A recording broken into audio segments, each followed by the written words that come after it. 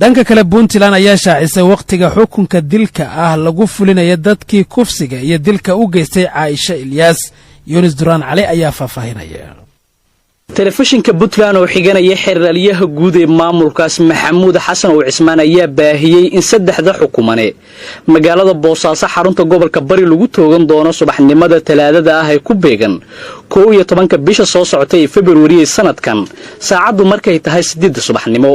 saddexda xukuman oo kala ah Cabdifataax Cabdiraxmaan Warsame, Cabdishakuur Maxamed Digi iyo Cabdisalaan Cabdiraxmaan Warsame ayaa lagu helay in ka dambeeyeen kufsigii iyo dilkii February 2019 magaalada Gaalkacyo lagu geystay gabadhii yareed ee Caaisha Ilyas Aadan.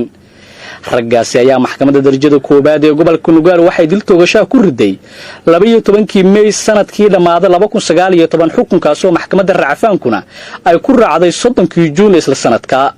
sidoo kale maxkamadda sare ee Puntland ayaa 25kii Agoosto 2019 si rasmi ah u ayiday dilka lagu riday saddexda xukumana balse dib u eegis ay ka qaateen ay markale maxkamadda sare laashay 23kii Oktoobar 2019.